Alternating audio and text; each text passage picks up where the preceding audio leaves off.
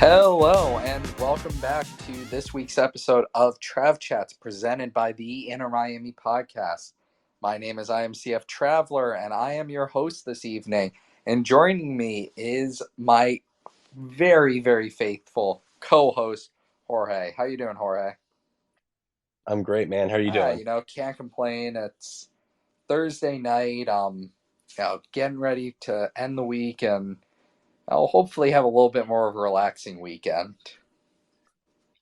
Yeah, it's been an eventful week since, last time this chat happened and 4th of July, a little bit of fireworks and we got some news to talk Yeah, about. fireworks on and off the pitch on the 4th of July.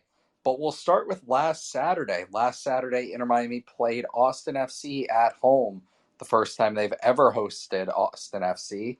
And they managed a 1-1 draw against Austin, which now Austin this year, they're having a little bit of a slump, but now Austin is still a very respectable, very good team. And Miami not only managed a draw against them, but gave them a little bit of a scare. Miami had a lot of opportunities in that match to take the lead or put their foot down and didn't capitalize, but they definitely looked finally on the right track.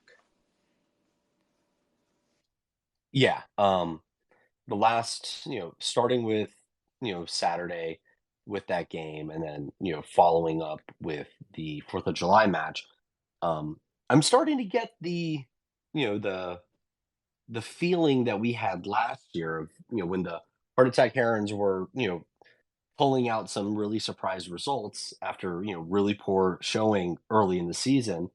I'm starting to get kind of that feeling again that this team is starting to find itself. And, that Austin match really kind of solidified it. I mean, they've been hard done, over the course of these two extended losing streaks this season. They probably should have had a couple of draws and a couple of wins over the course of those matches, but to finally get, off the schneid, get a draw, end the losing streak, that was really important, and they're starting to show something. Yeah, I mean, they definitely are starting to show that this team has a lot more quality on the roster than their record shows, and it's only going to get better as Tata Martino officially arrives on Monday, and then as players like Lionel Messi, Sergio Busquets, and Jordi Alba all arrive very shortly here. Yeah, so how about let's go back to the Austin game. What were kind of your thoughts of the performance and the things that you saw that day? I was quite happy with Miami's performance. I mean, it was one of those very first matches this season where Miami not only capitalized on chances that they did have, although they missed more than a few chances that they had, but they looked more cohesive. Josef Martinez looked a little bit more like his old self, making runs towards the goal and putting shots on net and being that striker up top that defenses fear. And not to mention Miami's defense after a couple of shaky performances, most notably against Philly, started to look like it clicked again. And I talked about this last night on the Battered Herons, but we saw somebody like Ian Frey, who has just stepped up massively and is looking like I would go as far to say as in his current form, one of the best center backs in Major League Soccer. That's that. I think you may be going a little bit too far there, but Ian is definitely showing something. He right now is showing the promise that I know you specifically, in our small kind of group have been hyping since he was announced as a first team signing 2 seasons ago.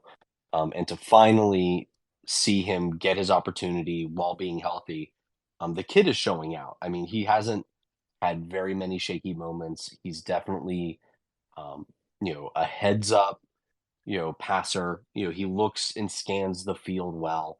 and his defending and his recovery is excellent. And he's been really really impressive. And right now, as far as our homegrowns, he's the one that is, to me, over all of them that we've been seeing this season. He's the one that's really standing out and shining.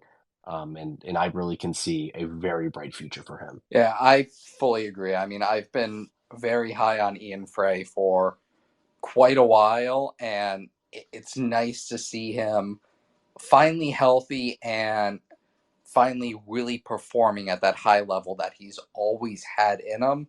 But due to the injuries, he hasn't really had a chance to show until just now. And I mean, it's not just the injuries though, but I mean, we've lost, Yedlin and Miller, for Nations League, Gold Cup. Sergey we lost for international duty as well. So for the last couple of weeks, we've been playing with a depleted roster on top of the injuries that we've been suffering with. And he is stepped up and is really showing out. And I think it's really remarkable when you look at the roster right now, and there's a guy who was an Iron Man for us last year, and Christopher McVeigh, who he is absolutely playing off the pitch. Like, McVeigh isn't getting a shot anymore. He's been shaky at times. People are questioning his confidence. I don't think that that's it. um, I think Ian is just showing that his potential and his growth, and his exposure to the pro game finally, like it's starting to click, and he is really showing us what he's got. Yeah, I fully agree. And, I think that this is just the very beginning for a player like Ian Frey. I think his ceiling is just so much higher than he's already shown, and I think he's going to continue to show out. But So looking at that game in Austin specifically, what to you was kind of the change over the last few matches prior, under Javi, where what changed in your opinion? Some people are speculating that it's Tata coming in and kind of pulling the strings from the press box and things like that. Um, you know, I think that there's something to be said there, that's definitely happening. I think Javi even admitted so much. But do you think that there's something else going on as well? I think if you ask me, the biggest change in these last two matches is Tata Martino. I think Tata Martino is now pulling the strings from the press box where he's been these last two matches, and he's the one who's saying to Javi Morales, "All right, we're going to play this starting lineup. We're going to play these tactics, and we're going to go from there." And I think that's been the massive change. Is Miami is now playing a system that they seem quite comfortable in, and they're already adjusting to the system that they will play in under Tata Martino. And to that, I think the other thing, for guys like Robbie Taylor, um, like Stefanelli, I think that they've kind of, well, maybe not so much Stefanelli, but definitely Robbie. They're stepping up their performances a little bit. And I think it's because they want to show out for the new management to kind of, audition themselves to be a part of the starting 11 moving forward with this rebuilt roster, that we should be seeing here at the end of the month. And I think that kind of reinvigoration into the season for these guys, um, has something to do with the results and the style of play that we're seeing beyond just the tactics. I think people are concerned, they're fighting for their jobs, and they're starting to take this seriously. And I think we hoped that once Phil was fired and replaced, that we would get some sort of kind of bump, as a result of that new coach bump, and that we didn't see that. And I think what we are seeing is that effect now, that there's more permanency, there's more excitement, and there's more eyeballs and attention on the team. And I think these guys are starting to respond to that a little bit. Yeah, and I mean, I think that with the new era of Tata Martino and Messi and Busquets and Alba all coming in, I think that these guys are now truly fighting for jobs because they know that this is the future. Under Javi Morales, it was made very clear that he was an interim. He was going to, for the most part, play tactics that the team already knew just to get them to this point to where Tata Martino would arrive and would turn around and provide that more permanent feel to any roster spots, any formation, so on and so forth. So I think now, players are truly these past two matches, and even on Saturday, since Javi will have his final match behind the bench as head coach on Saturday, I think they've fought for their jobs and they fought for their place in the team. And it's shown, especially over these past two matches, where Miami has managed to get points and actually draw matches, which up to this point in the season, they hadn't done. Miami, before this, couldn't draw a match if their life depended on it. Yeah, if we went down, we were done. We had saw that time and time and time again. Um, well, I mean, I think we've probably hit on most of the stuff as far as the Austin game. What about the July? What you were there in person? What'd you see? I, for me, the 4th of July against Columbus was probably Miami's most complete performance to date. Outside of those first two games of the season where everything clicked before all the injuries and everything, I thought Miami finally showed heart and showed grit and showed an ability to fight and to fight back and win a match that they went down in multiple times. Miami went down early in the first half with a Darlington Nagbe screamer from outside the area, and then managed to tie it up with a Leo Campana header, only to go down a few minutes later and managed to fight back yet again with what should be the goal of the season. That's pretty high praise for that goal given the Robbie Taylor strike from early on. But um, yeah, I mean, I think I agree with that the team really showed grit.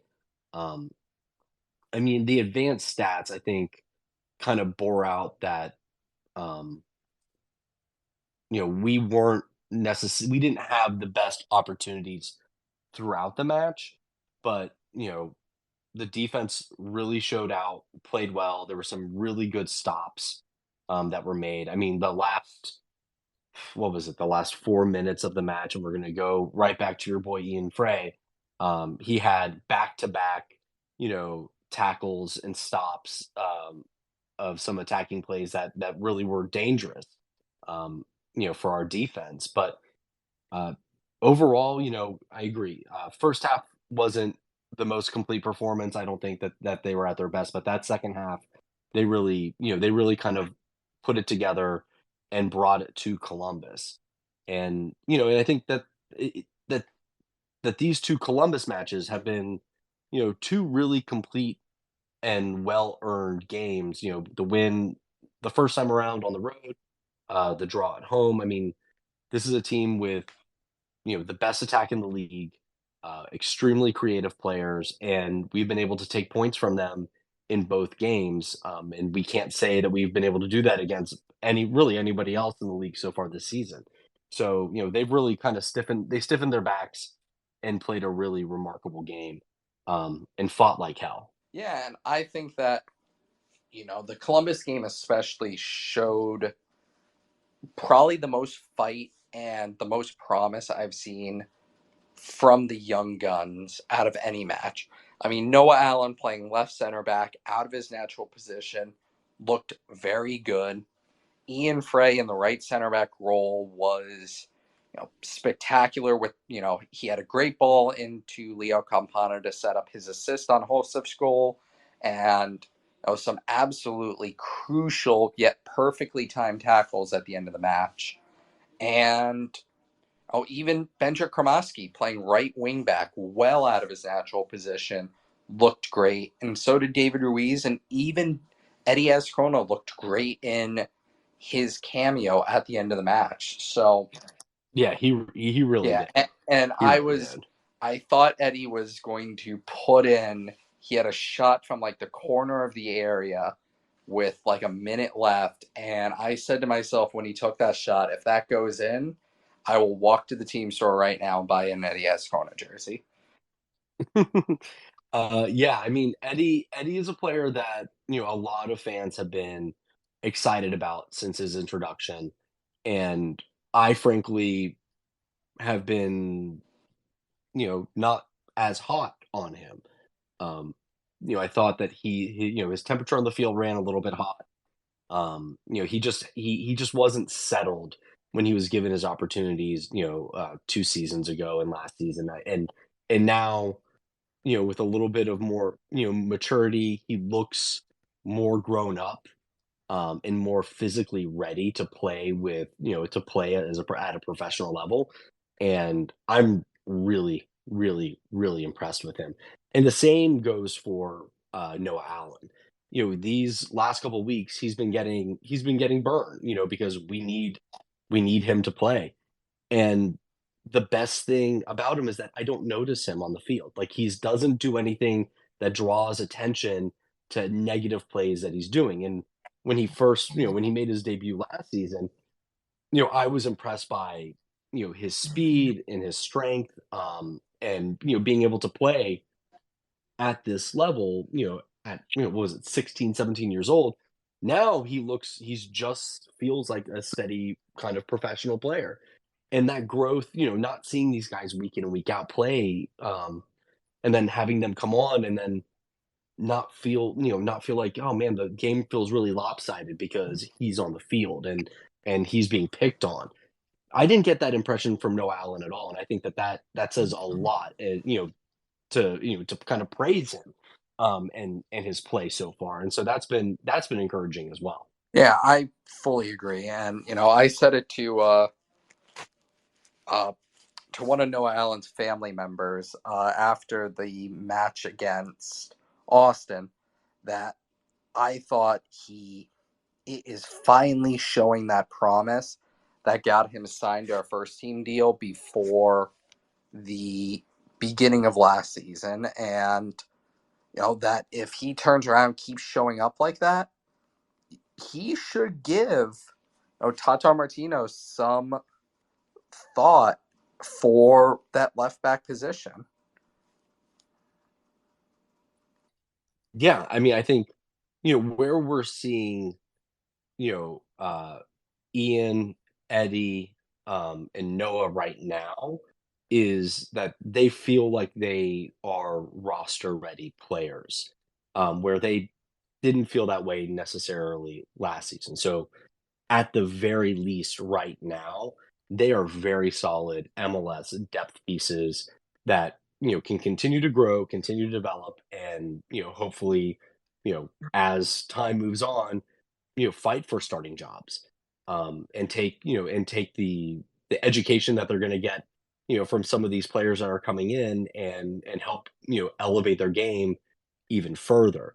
That is one of the things that I'm most excited about is that we've given a lot of these guys burn, and especially Benja and David Ruiz this season. I mean, they've been playing out of necessity, and they seemed ready, um but they're not technically proficient enough to be considered a high level MLS starter at this point. But the skill set, the athleticism is definitely there.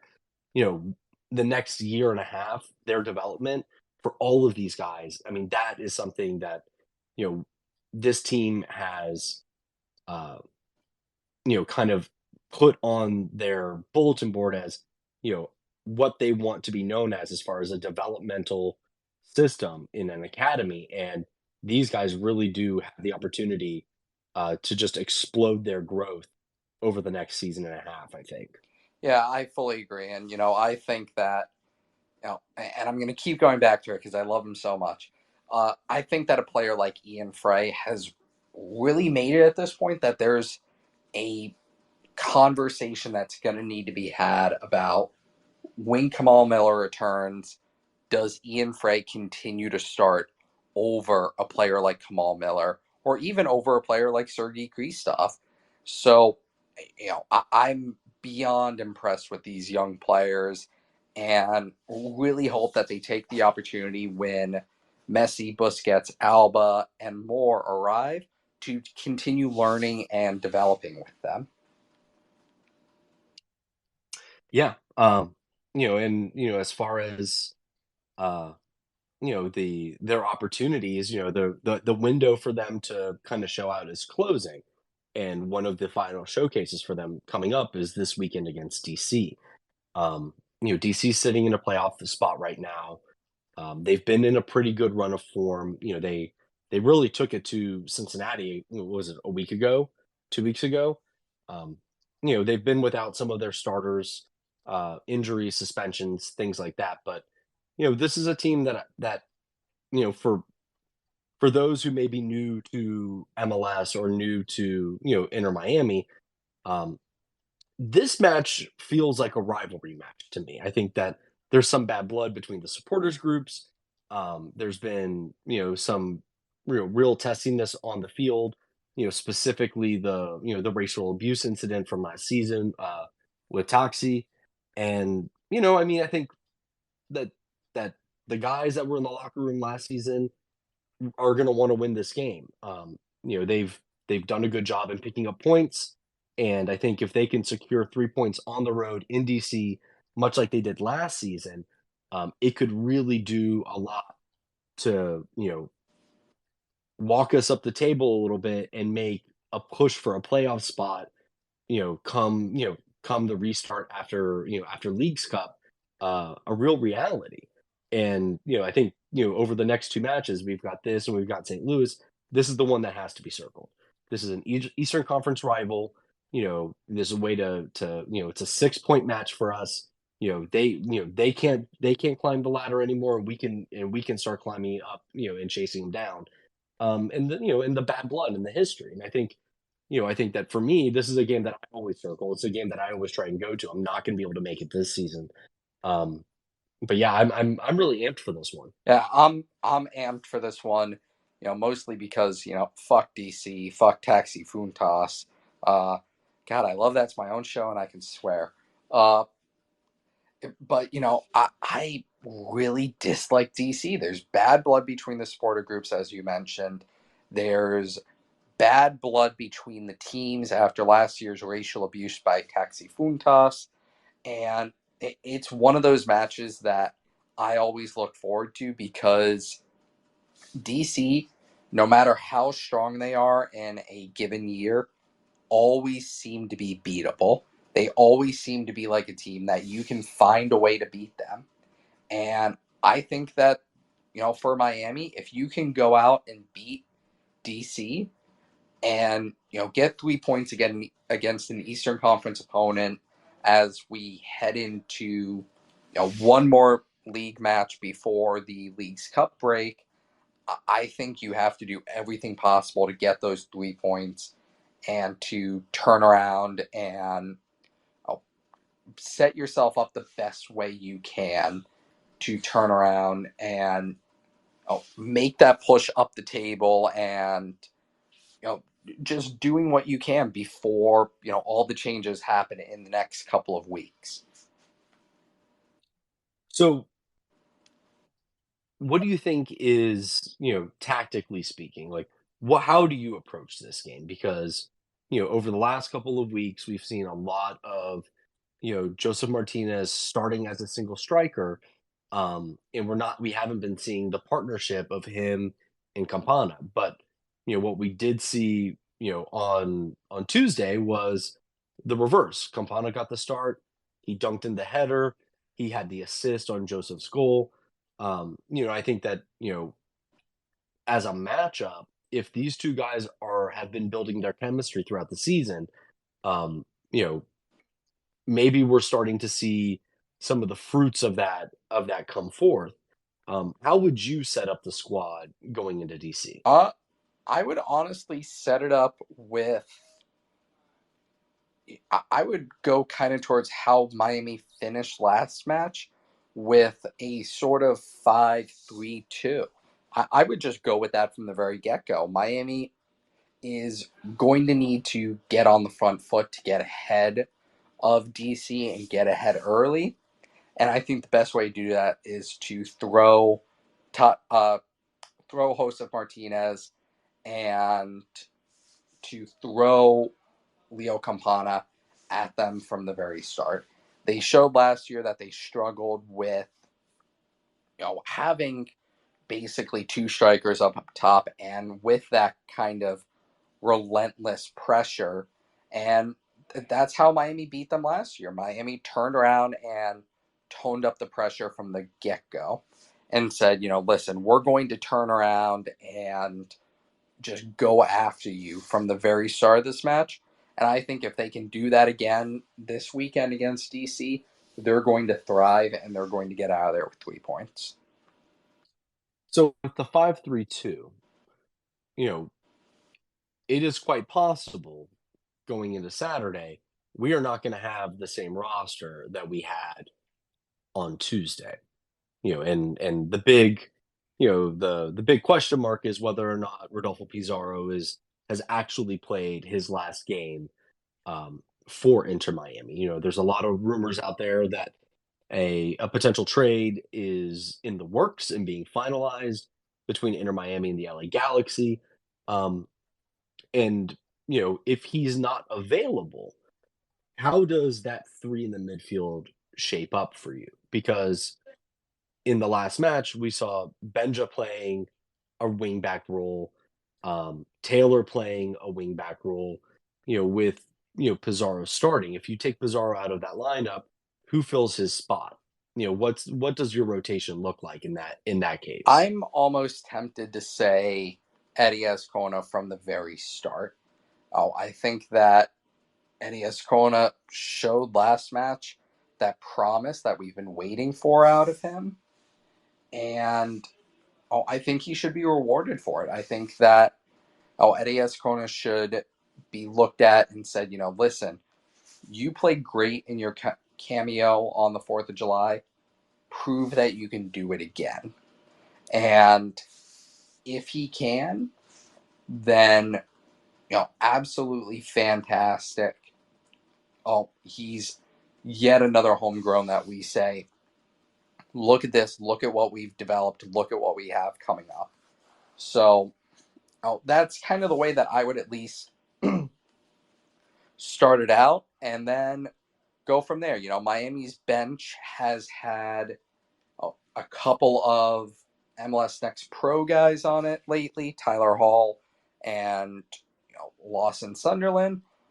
But right now we're just looking to fill one spot, and I think that a player like Eddie Azcona can take advantage of where Miami is at and use that to turn around and possibly carve out a larger role for him when Tata officially arrives and when Messi and Busquets and Alba all officially arrive. So would you be starting Arroyo and Ruiz behind Eddie and let Eddie be kind of, an actual number 10 in this scenario? Or Yeah, I mean that. would you bring in a player like Stefanelli maybe to play kind of alongside more advanced with Eddie and leave either Arroyo or Ruiz on the bench? What I would do in an ideal world is I would start Harvey at right wing back and say, listen, that's your actual position. Let's play you there. And then play Benja as the 10, play Dixon Ruiz behind him, Ian Frey, uh, Sergei Kristov, Noah Allen as your three center backs. But I don't think that's going to happen. I think Harvey Neville has sadly a very high hill to climb to get back into the roster and into a actual role in this team and in this club after the departure of Phil Neville and kind of after how fans treated him when Phil Neville left. So I think that as much as I'd like to see that, that's not going to happen. I truthfully think that Benja gets the start out at right wing back again, as much as it pains me to say and think that. I mean, he played well. I don't think he was a problem in that position. And and tactically, as the game wore on, he got more advanced and he was able to slide inside. In those more advanced play in the course of play in the attack. Um, so no, I mean, I like how you're setting up tactically, and I don't think I would actually disagree with it. I don't think I have. Um, I don't feel strongly about starting Stefanelli, over Eddie. I think in reality, that's probably what would happen. But I definitely would like to see Eddie get more burn earlier on. Maybe let him be the first, midfielder that comes off the bench in the 65th minute. Um, you know, if the game, depending on game states and whatnot. But yeah, I think Eddie has definitely shown that he deserves, more run right now. Yeah, I mean, I fully agree, and I think that even if Eddie doesn't get the start, I think he's coming off the bench pretty early in this match to provide a little bit of life and to provide a little bit of speed and ruthlessness that he showed against Columbus. So I think Eddie's going to see play time in the last match before Tata fully takes control of this squad. And, that excites me. I loved seeing, oh, I think we maxed out at 4 homegrown players on the field, but I would absolutely love to see, 5 different homegrown players from Miami, from South Florida on the field for this club. Yeah, yeah, that would be a really special moment, especially if they all started. So moving on, kind of getting into Trav's special space of rumors and moves around the club. Um, we've kind of gotten word that you know the transfer market has opened, and we've got some tentative, not official date set for the introduction of our new signings. So Leo Messi, Sergio Busquets, and it has been widely reported over the last 24 hours that Jordi Alba has also agreed to join Inter Miami on a TAM deal. So two DP slots, one going to Busi, one going to Messi.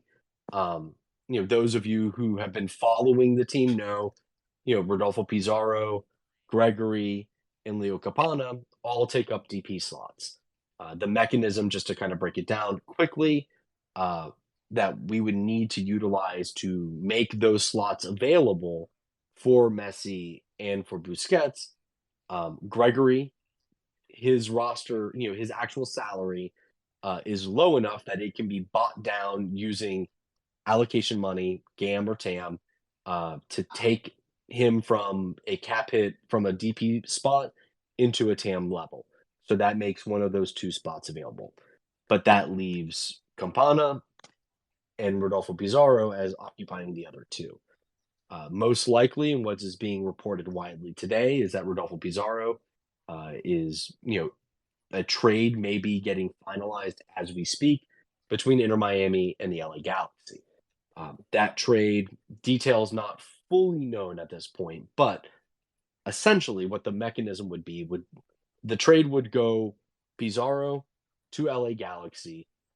Some or all of his salary could be retained and paid by Inter Miami, so that LA doesn't have to absorb it, much in the same way that Atlanta sent Joseph here and retained much of his salary to pay him, um, but it didn't count against their cap and it opened a DP slot for him.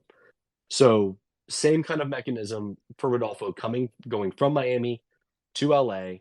Trav, do you have any word on what we may expect in return for giving our first star player, our first big signing, when on the way out, what might we receive in return? Well, everything I've heard and everything that has been reported is that a there's really two mechanisms that Miami could use to offload Rodolfo Pizarro. One is via trade to the LA Galaxy or another MLS side, in which Miami could retain salary, open up the DP slot, and the receiving team would not need a DP slot if Miami retains enough salary. So, in that case, uh, a theoretical trade for Rodolfo Pizarro could be that Inter Miami retains half of his salary. That makes him a TAM level player for the LA Galaxy. And then that also opens up the DP slot for Inter Miami. So, from everything I've heard, is that, you know, Miami is exploring that possibility, and they are exploring using basically that process to offload him to the LA Galaxy. They would get a small amount of GAM and likely an international roster spot back in return, and they would then use that international roster spot and TAM for and GAM to farther make more moves this window like they intend to. So an international roster spot in GAM. Um, any idea a number? 100K, It 250K? Do you care to uh, speculate?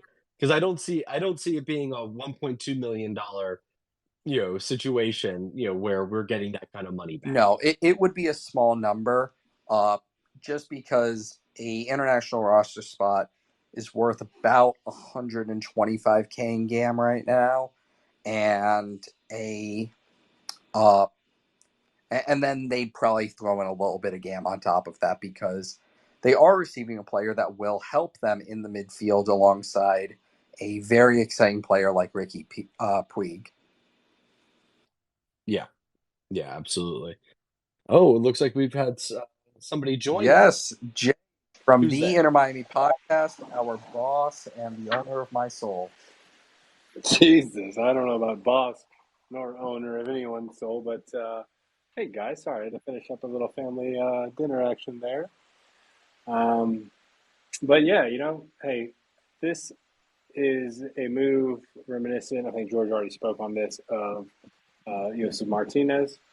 Um, Also pretty reminiscent of Pozuelo, kind of the try before you buy situation.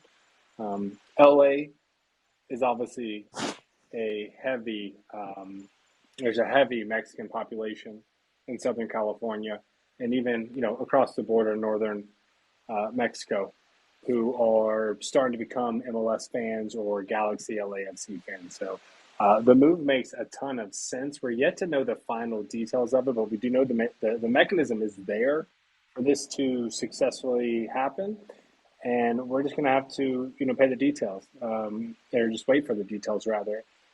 Myself, I'm a little double sided on this one. I've always been a fan of Pizarro, even though when everyone else tells me I'm an idiot and he's horrible.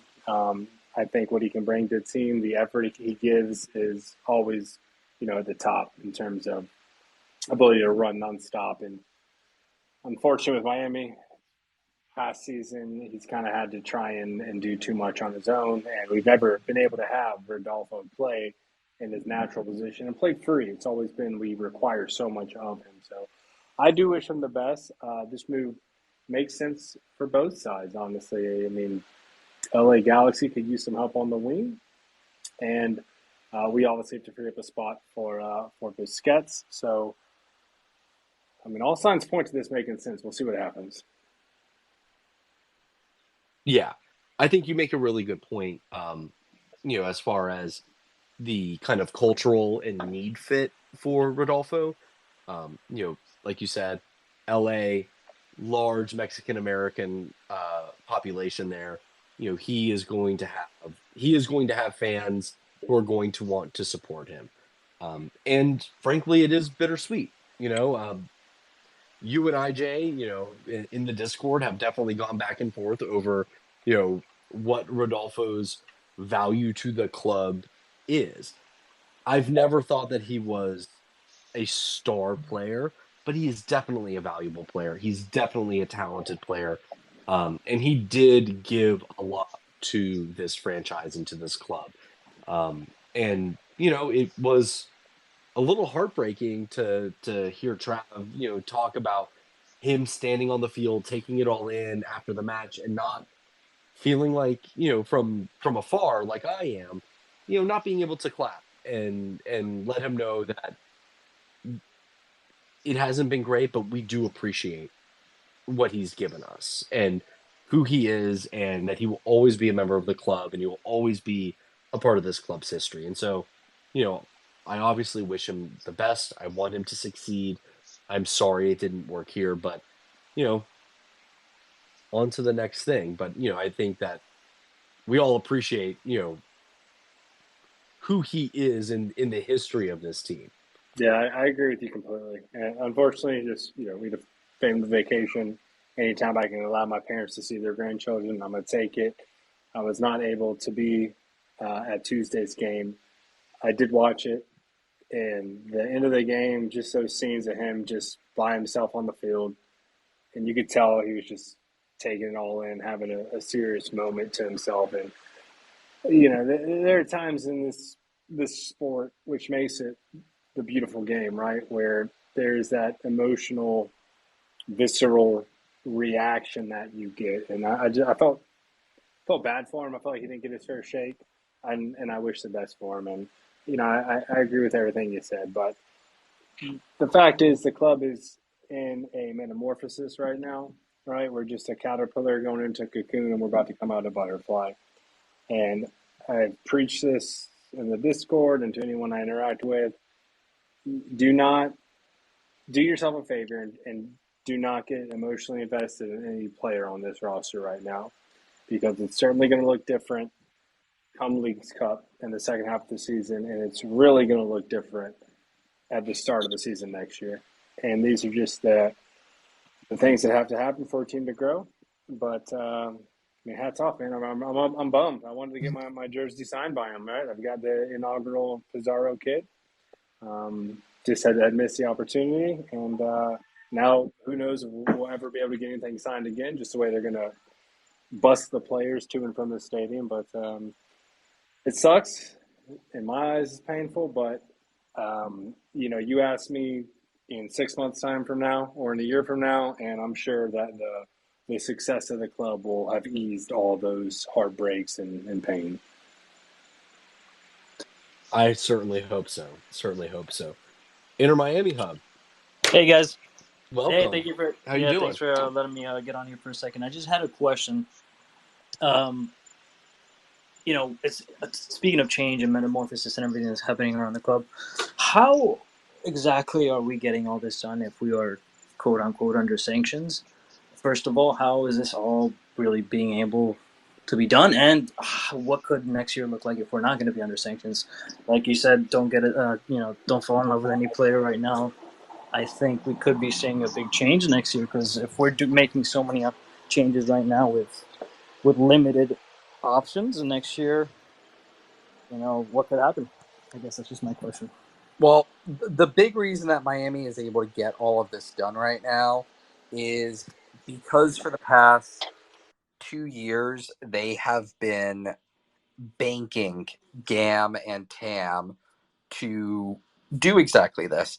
Oh, in trades such as, for Lewis Morgan, for Bryce Duke, for Ime Mabika, all of these guys, Miami has been almost strictly looking at receiving GAM or TAM back in those deals just so they could turn around and use that GAM and TAM to buy down players in a window like this and acquire a bunch of players who are TAM players like Jordi Alba will be.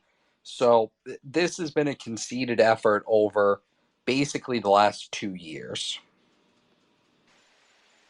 Yeah, if you go back and you think about the Lewis Morgan transfer to Red Bulls, the money that we got from that transfer and allocation money essentially paid for all of the sanctions for that season.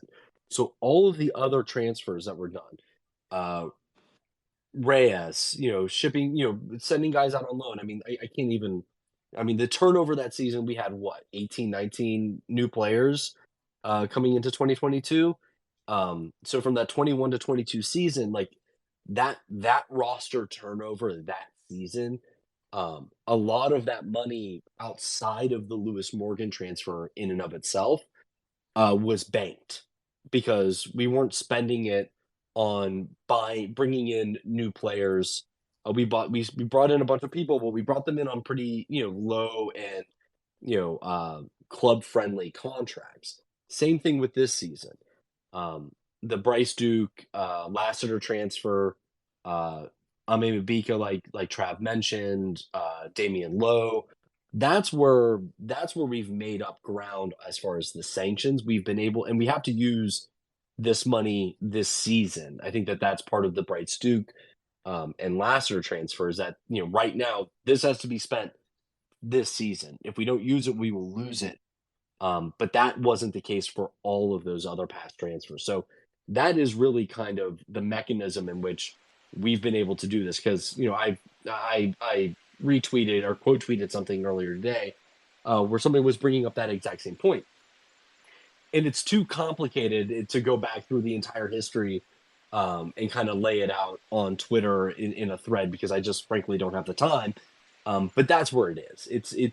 These roster moves that we've seen have all been a concerted effort to execute this plan, and it's worked. I think we can all agree right now the plan to achieve this moment of acquiring these level of players has worked, and we've had to suffer, but that's how we've gotten here, even through the sanctions.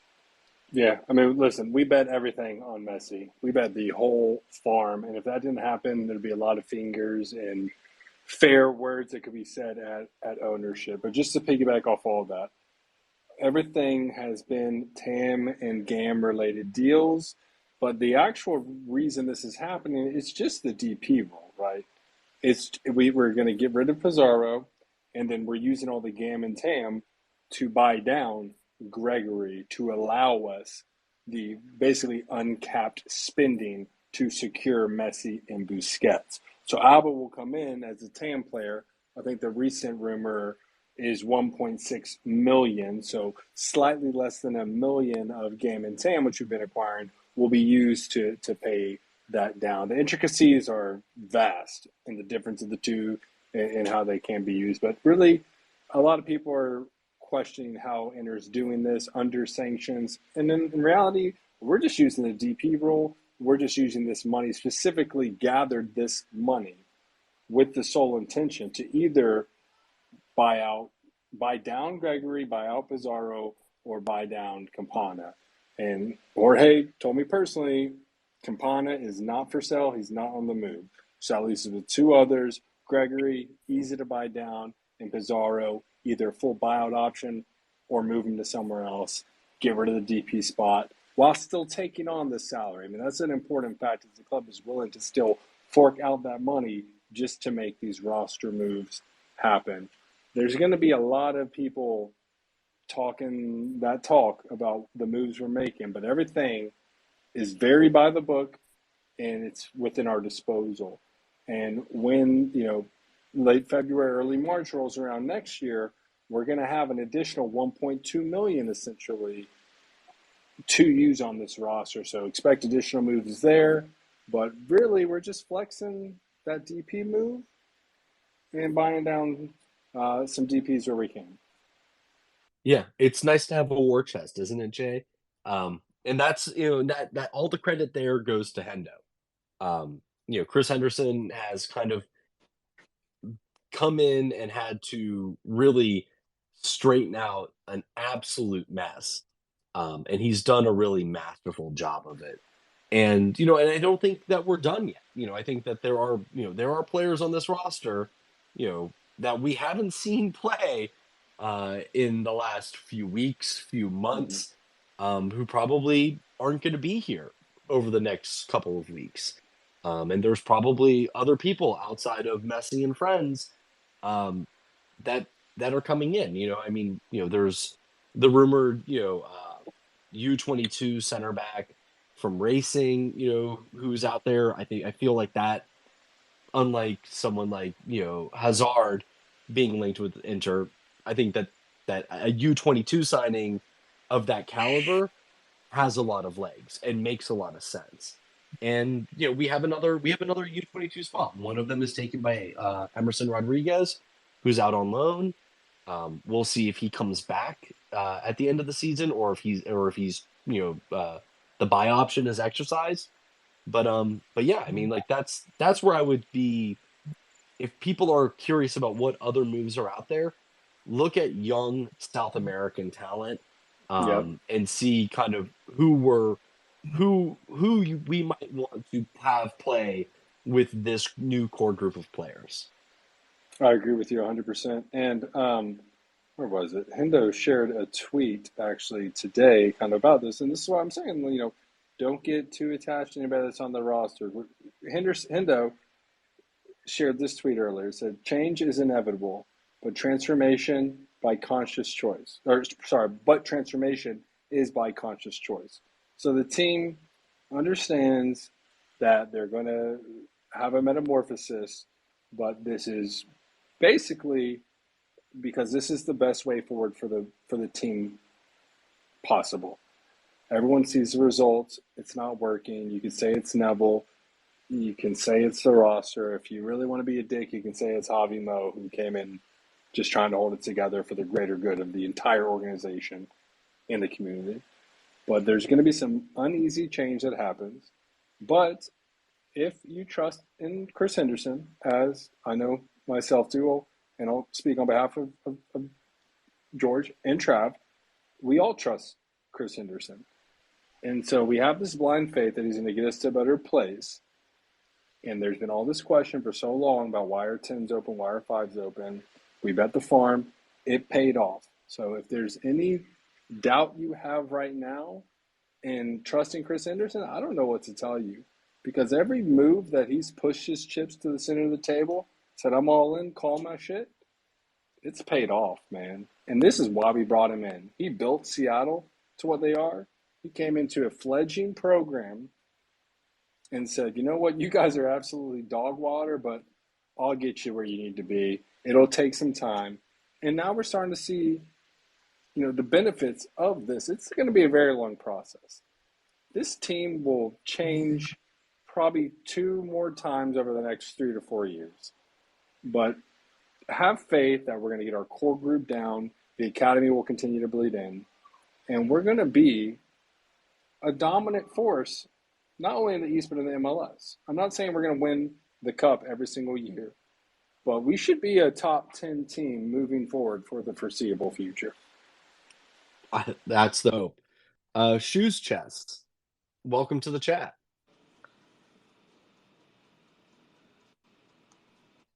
You there?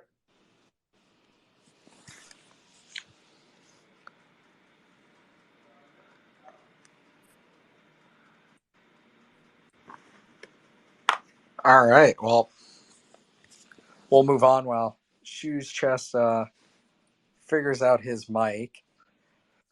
But, and Shoes Chest, feel free to interrupt me when you get it figured out. Or DM the question and we'll answer it. I do have a couple of questions that have been sent to me. So, first of all, Mota's transformation.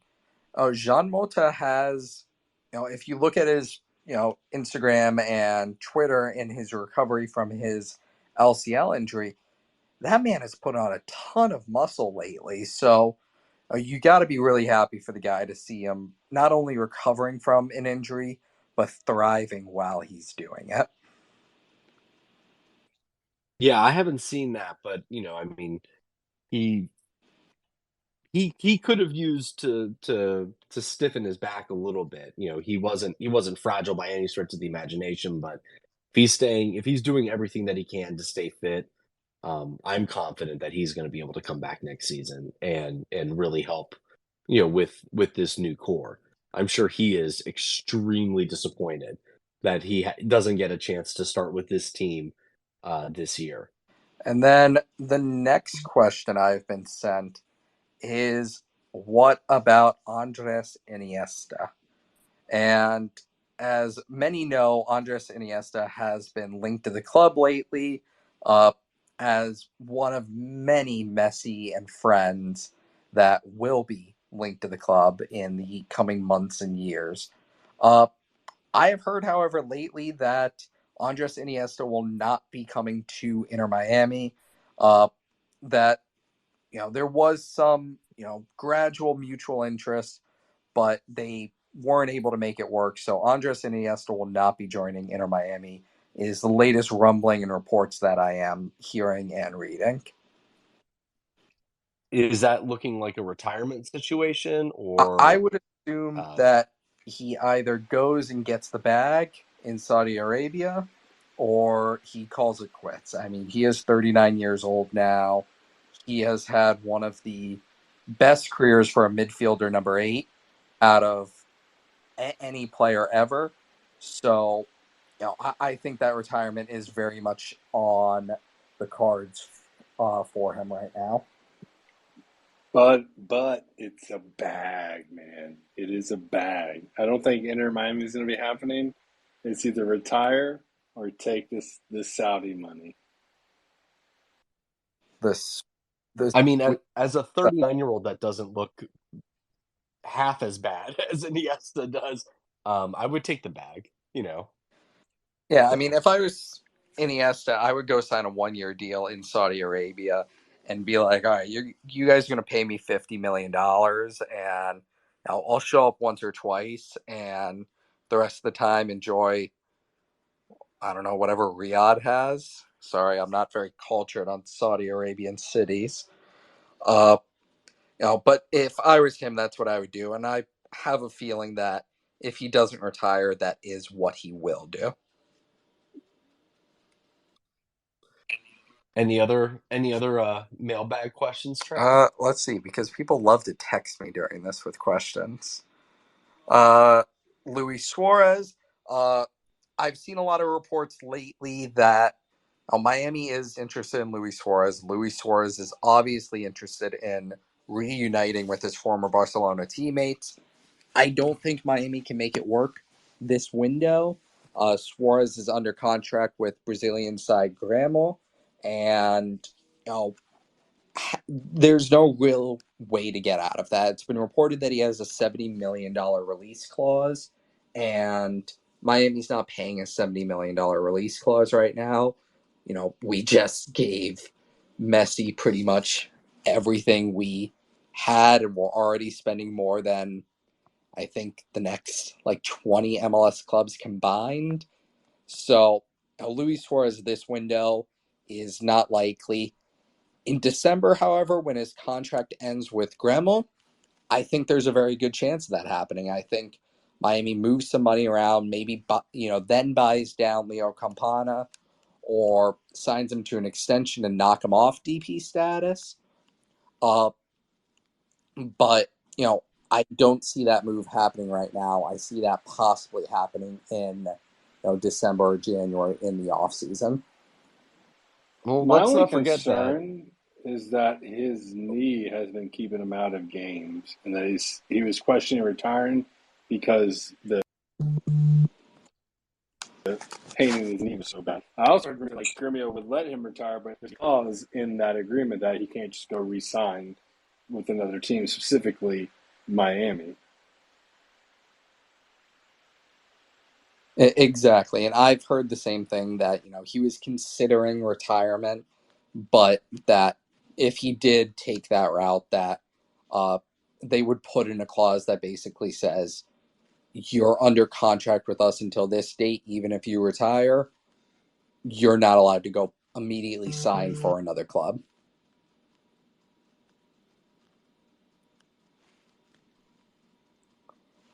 But let's see. Any other questions? Any other mailbag questions? Oh, here's one. From Danny Montez. Hi, Trav. I'd love to hear you guys take on something. Ian Frey has looked great at center back this season, but when he steps in at CDM, I feel like he really changes the game. He's great on the ball, really spreads the ball, and makes well-timed run. Thoughts on his future purely as a midfielder, especially after learning from Boosie? Thanks. So I'll throw that out I to Jay and Jorge. What do you guys think about, Ian Frey as a 6 instead of as a center back in the future? I love this question because I have seen and thought the exact same things about Ian. My only concern is that he may not be mobile enough to play, not quite a box to box style midfielder, but I mean his vision and his passing and being able to step up and learn from a player like Busquets. uh, I think the more time as Ian grows that he can have the ball at his feet, the better a team is going to be. Because he has shown the ability and the willingness to make those line breaking passes. And I know, Trav, you and I have talked about it. That, from a progressive passing standpoint, him being a center back and doing that provides a lot of value, but he's got good size, he's got good mobility. We've seen him go into the box and take shots and try tricky things. And I think that he's a player that provides more than just being a backline stalwart. And so that's something I definitely would consider for his future. What do you think, Jay? So I'm going to start this with Than, please request to speak. I know this is your boy, and I want you to pick up on this, but I will say top 3 players on the squad who possess the most scoring prowess with their feet would be Martinez, Campana, and Ian Frey. Ian Frey is unbelievable with his feet. I have watched him before, in between the injuries, come on, shake 2 defenders, get in there, rip a shot off, score a goal as a back, as a center back, right? And I think his potential is through the roof. I've always thought he is a little too good with his feet to be a center back or right back. And I was very happy to see us start to play him as a CDM, because if you look on the pitch, a lot of the times the most hungry ones and ones driving the most plays, the most actions are the young guys. And I think Ian Frey has so much potential if we don't sell him to another team or lose him, which will probably do great, just like Pizarro will probably do great because anyone who leaves here does phenomenal. But I think of all of the academy products, right, Ian Frey is the one I am highest on and most excited about. He has the confidence. Most importantly, he has the skill. He can put people on skates, and he's not afraid to rip shots. We saw this, a game ago, 2 games ago, when he took one from outside the box. It was not far off, and this man has the talent. I want to see as much of Ian Frey as I possibly can. I'm not sure if everyone is aware of the talent we have on our hands with Ian Frey.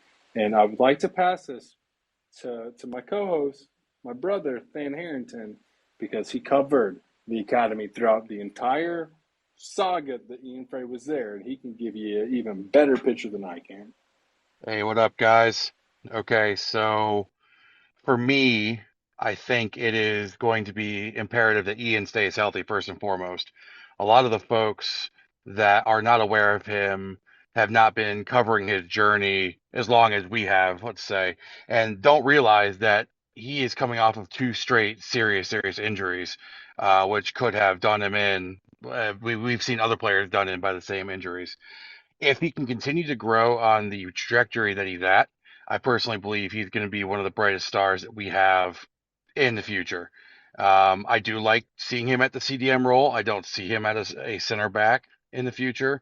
But I am really excited to see what he can do. We've already seen, as Jay touched on, his passing prowess, his ability to get in, break the line with the ball, get on through, and even have a go when he needs to. So, if this is your first time watching the team, if you are just joining us due to the Messi edition, please keep your eyes on Ian Frey. It's going to be a fun ride, I do believe. Yeah, I think 20% of this podcast has been an Ian Frey gush from all four of us. I will happily gush about Ian Frey as much as humanly possible. Also love to give a shout out to his sister Marley Frey, There it here is. at uh, the University of Texas San Antonio and one of their top forwards. So got to give a shout out to her. She's also great and a South Florida native. That family's just got good feet, man. That's what it is. You know? They If I run too fast, I tumble. They really do. JR, I see you jumped on with us. What do you got to say?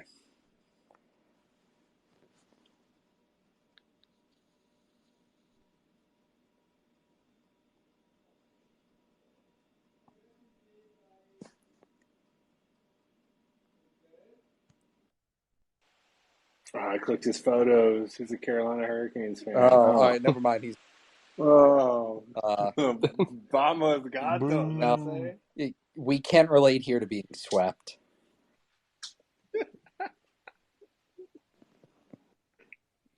JR, you want to jump on? Sure do. I heard the Carolina Hurricanes banter there. What you got, JR? About the Hurricanes or Messi? Messi, yeah, we're talking Inter Miami here, bud. Don't call me bud.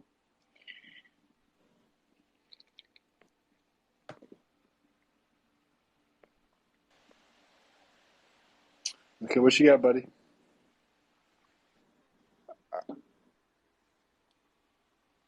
All right. We'll move on. Caden, fellow Inter Miami podcast correspondent, what do you got to say? Yeah, thanks. Is it too small of a sample size, I should say, to determine that Phil Neville is holding the team back? I mean, we've gotten two consecutive games where they've drawn points. Just curious about your guys' thoughts. Caden's hanging up and listening with the drive-by. Thanks, Caden. Yeah, no problem. Who wants to take it? Go ahead. Someone take it. I can't take that seriously. We don't talk about Phil Neville anymore. You know, you ever watch the movie War Dogs, Caden? You know, you live or you die. What's our chances? 50-50. That's how I feel. 50-50, you know? Roster, Phil, I don't know. 50-50. Oh, man. This Seems like a cop-out answer. This has been one of the more fun episodes. Let's see. I'll take a question from Juan Garcia. Is there a set date for the Messi, Busquets, Tata, and Alba debuts? So this is actually a twofold answer. Tata will have his first match behind the bench as head coach on the 15th against St. Louis. He takes full control of the team on Monday. Messi, Alba, and Busquets will join the club within the next week, and there have been rumors of a special event on July 16th at Drive Pink Stadium where they will introduce these players to the fan base. And then all of them should debut for the club against Cruz Azul at home on July 21st in the first match of the League's Cup. Nice. Well, anybody got anything else? All right. Man, just Cruz Azul was like, oh, sweet, we're going to play Messi. Then like, oh, shit, we got to play Barca 2010. Shit. All right, I reluctantly added Matthew. Matthew, what do you got to say? And if you correct me on my grammar, I will mute your ass so fucking quick. No, don't worry about it. I'm just gonna pass on that. I'll give you a free pass. Chances of winning the U.S. Open Cup game, assuming Messi and friends are all healthy, Tata got settled in, chances of winning that game against a full power Cincy. Percentage chance. You want That's a good percentage? question. Okay. Ooh. And as a two-parter, just like score prediction, like you can add if it goes to penalties and stuff like that. Ooh. I'm going to put it at 75% chance we win and 3-2, but it also depends on, Cincy's new signing. They just announced and should have very shortly a new number 9 with Brenner leaving to accompany Brandon Vasquez up top.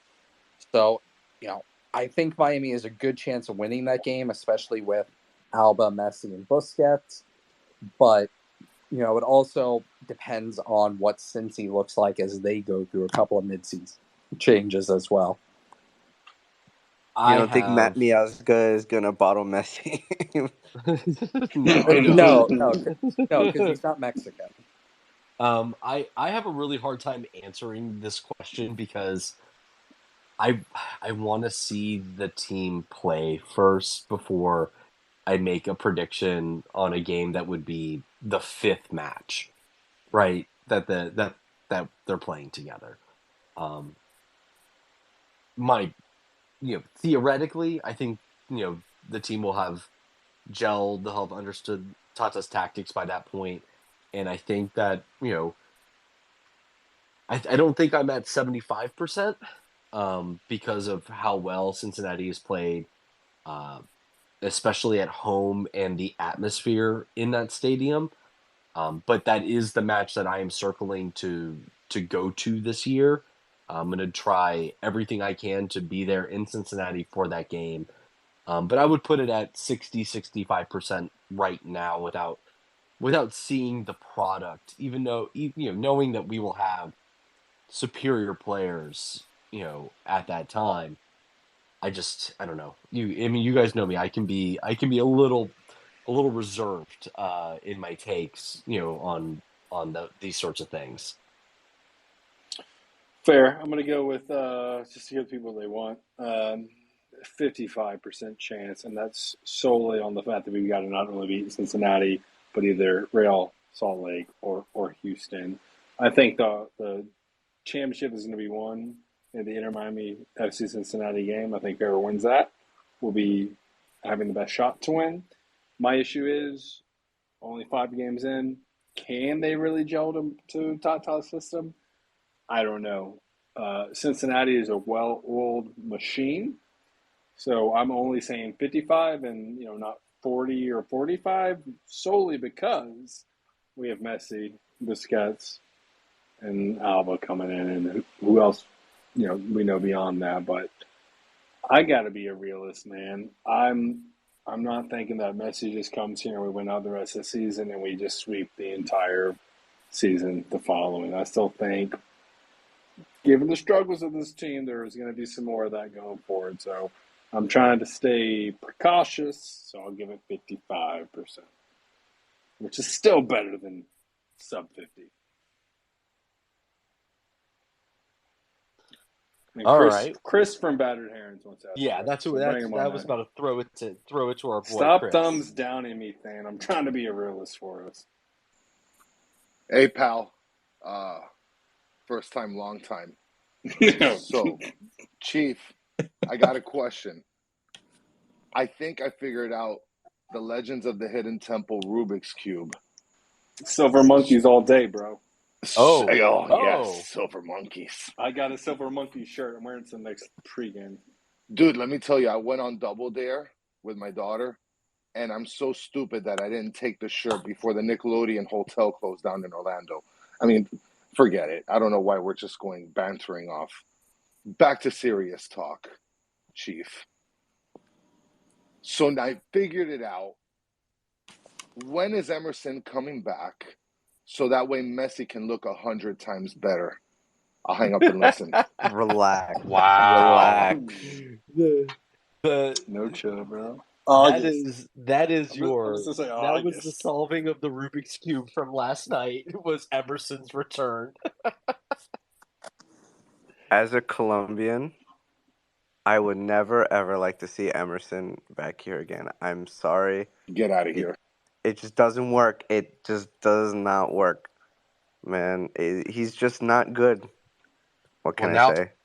I just want to see Messi's face when he like takes on 18 dribblers, 18 defenders at the same time, just to fucking trip on his feet at the goal line. Like, it's gonna be great. at a It's gonna baseball be great. stadium. So At a baseball frustrating. stadium.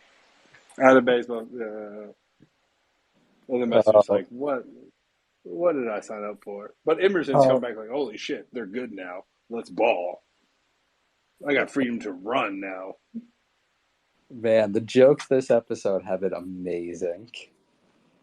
Uh, let's throw For to sure, I just want to mention right now, Matthew would definitely be part of the Purple Parrots. I'll hang up and listen. What does that even mean? hey Matthew, do you want to tell the entire podcast what you bought today? Well, since you technically gave me false information, I did buy an Andres Iniesta because you told me to. You got to cross-reference your sources, buddy. I don't know who Yeah, else to man. You cross gotta reference to. get double, triple verification sometimes. You can't just go off of what some rando is text messaging you.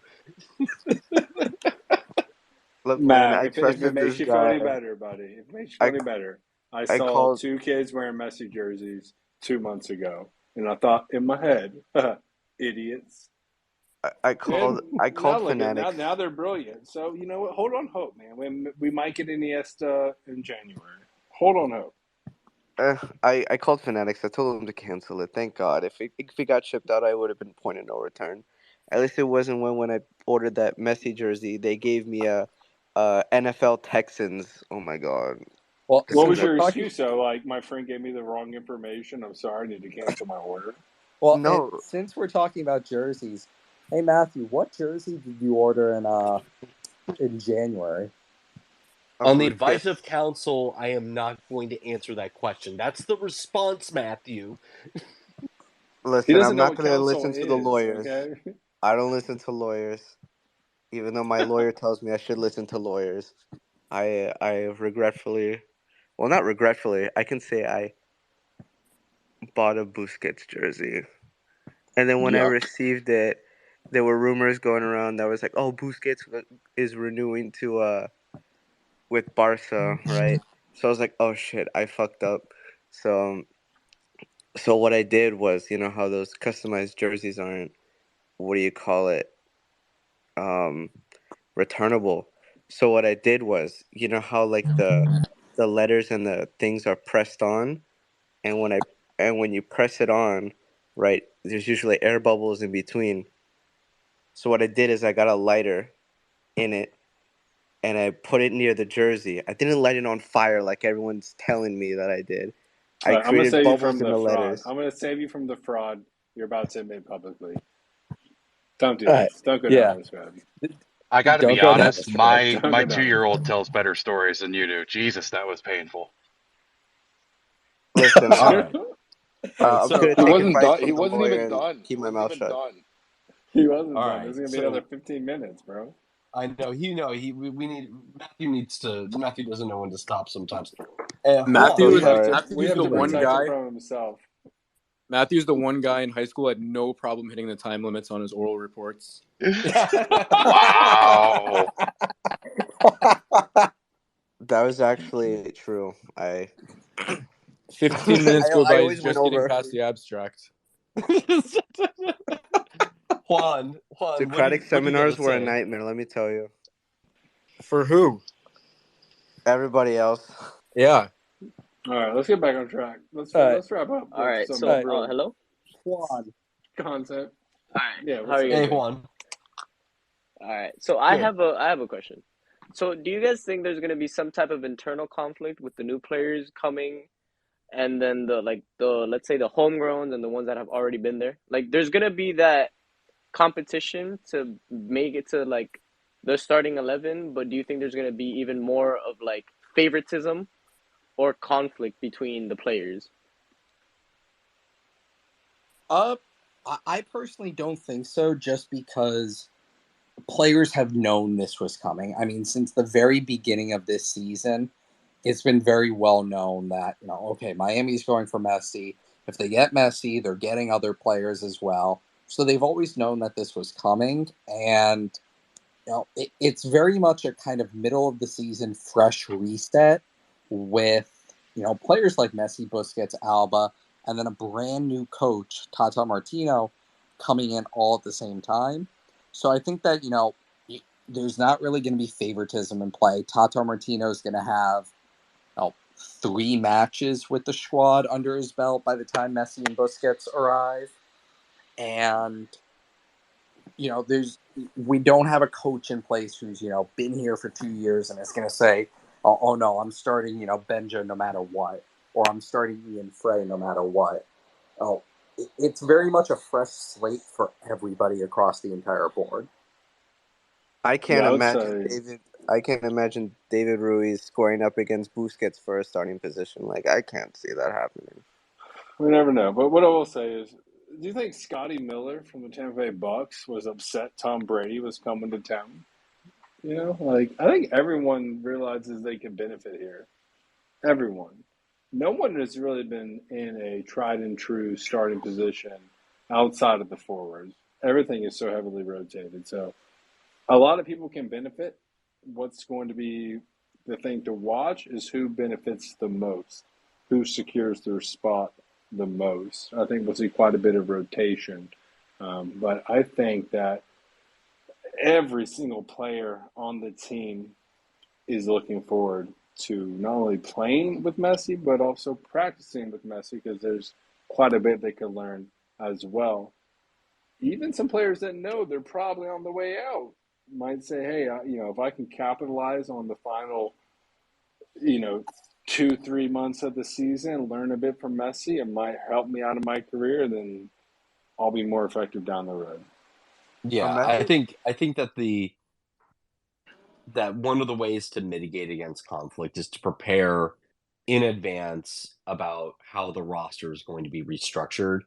And I think it's pretty obvious that the guys that aren't going to be here when Messi and Busquets and Alba arrive are they know that. And it's pretty obvious, I think, just as a fan, that Victor Ulloa hasn't really been anywhere for the last 2 months. Nick Marsman doesn't seem to be anywhere. Rodolfo Pizarro, because of the fact that he's a DP and that the spot needs to move somewhere. Like guys like that, I think, are the ones that already know that they're not going to have the opportunity to be a part of the project. The young, the homegrown kids, I can't imagine that they're worried about conflict with personalities and whatnot because they're going to be playing against the guys that they had fatheads up on their walls, growing up as actual children. Joseph Campana, guys that have a little bit more status, a little bit more, may have a little bit of ego. Um, they're, I think, that's why Tata's there to be, to kind of manage those things. And I think that's part of the brilliance of bringing in a guy that not only knows, Messi and Busquets and has, the pedigree of playing, of coaching Barcelona and Argentina, but has won an MLS championship, knows this league, knows Joseph Martinez. Um, and I think that is kind of that was the last factor to kind of blend all of this together and get it to work because there's only one person in the world that checks all of those boxes, international competitions, Barcelona with Messi, won an MLS Cup. Like he's the only coach in the world that has done all of that. And that's why I think he is the best fit for this job and I think that he's going to be the one that really gets it synced up and rolling in the right direction.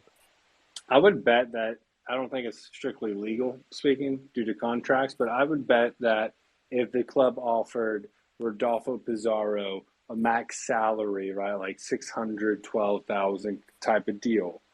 That Pizarro would say, fuck yeah, I'll hang out for a year and play with Messi.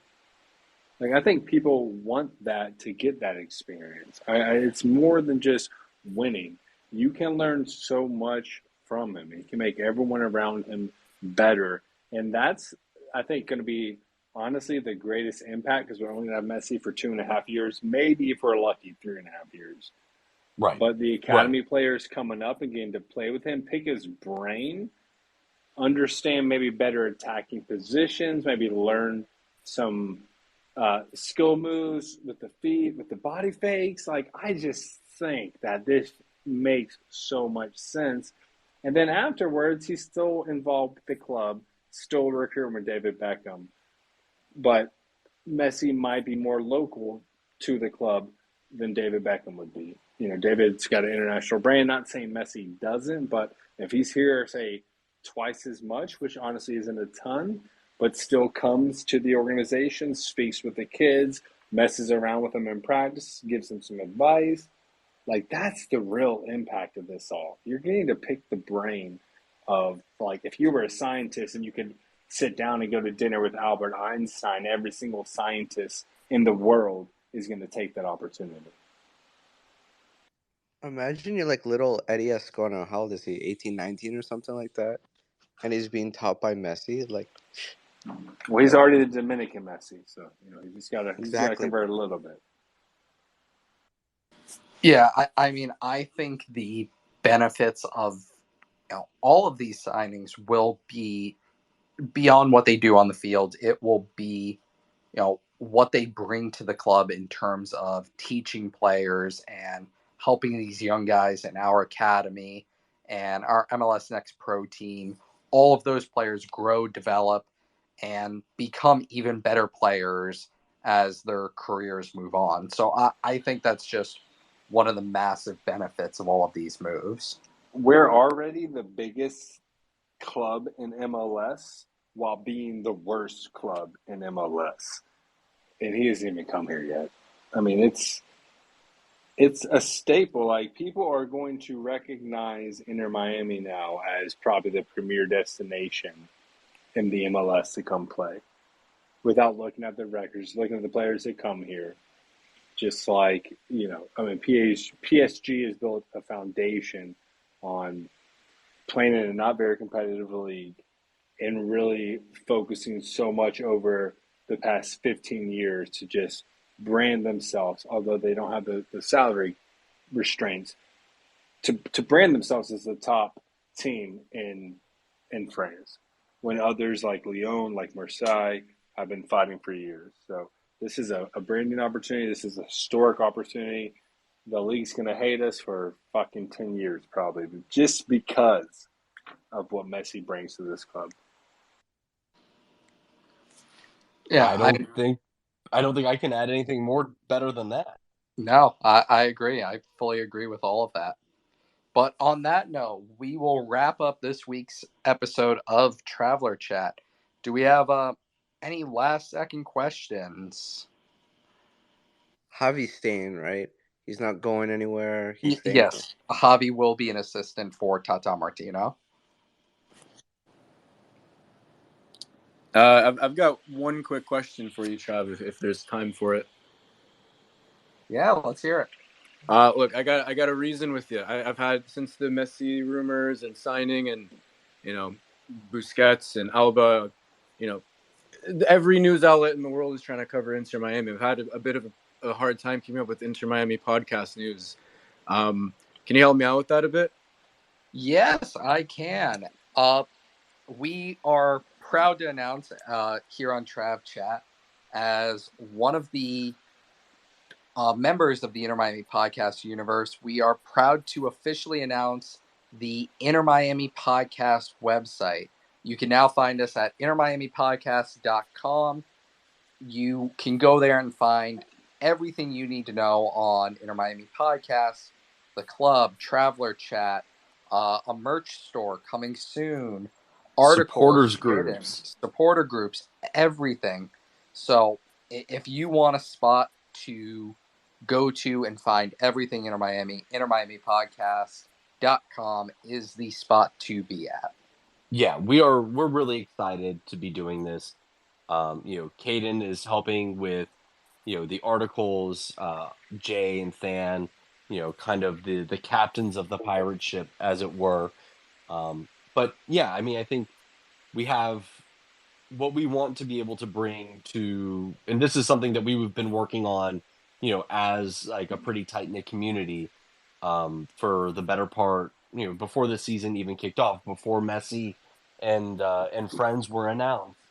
But what we want to be able to bring is be a hub for fans to get more information, get more insight, and be able to interact with with us and the shows that we are producing and going to be producing in the future, and give that input and really kind of we want to build community here, because I'm not local to Miami anymore, but this is my home, this is my team, and I'm very very very attached to it, and I want to share that with with everybody else.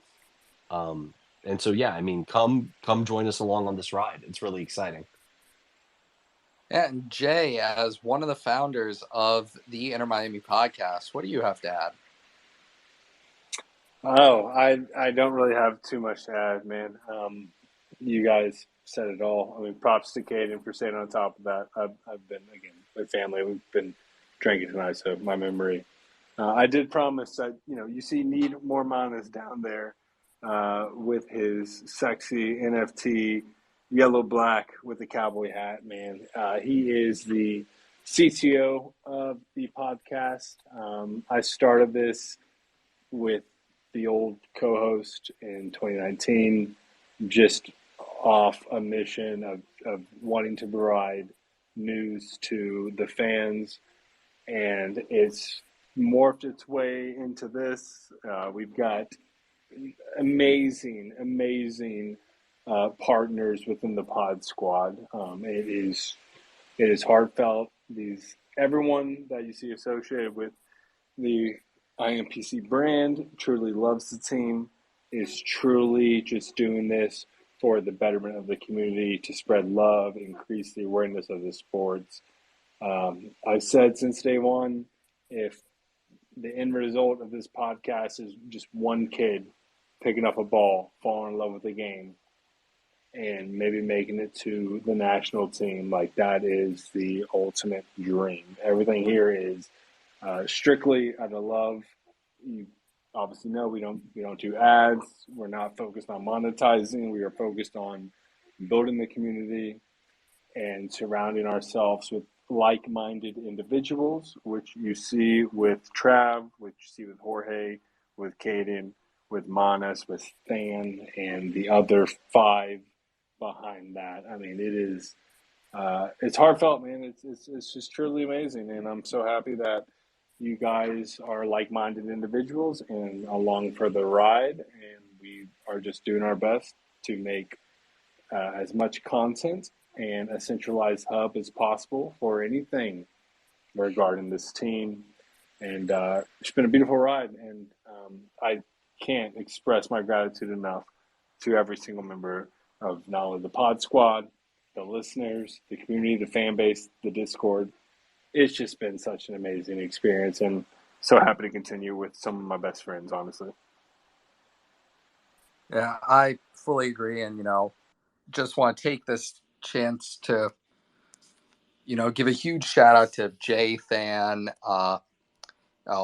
James, Need More Manas, and everybody in the Inter Miami podcast crew for bringing me and Jorge and Trav Chats on, and giving us a new home and a place that you can turn around and now go catch Trav Chats as they get recorded and posted afterwards, and as part of a absolutely fantastic team. So if you have the chance, definitely check out intermiamipodcast.com, now live and available for everybody to see. We've been working really hard on this behind the scenes, and we're really happy now to launch this. Trav, if I could just add one more thing. Go ahead. Yeah, so I'll be doing written content for the platform. I'm aiming to push out 1 or 2 articles a week that will be published on Sunday. I've got a couple of them backloaded into the website as it is. So with the website's launch, they should be available to read. It's lighthearted like team-related content, a little bit about the players, a little about the team culture. So yeah, go ahead and read that, engage with the content. It's all good stuff. I don't feel like we do enough hyping up of our own community because we're all just doing it for the greater good. But Caden is a very well respected writer in the political element of Tallahassee. Writes articles nonstop for anything really political related to Florida. He's not only like just a brilliant mind, but he's so much better to area I suck in, which is like composing sentences that are correct, I guess. So he is coming on. He will be covering quite a bit for the team and sharing articles every week, which you can see them on Inter Miami Podcast. And just tune in, man. Just tune in. We're just doing this for the love of the organization and the fan base.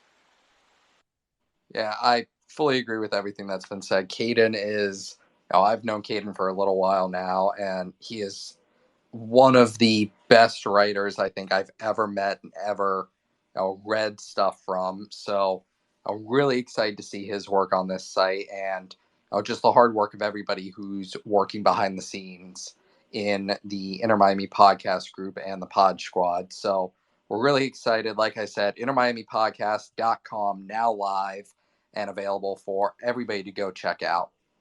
But on that note, we will wrap up this week's episode of Trav Chats.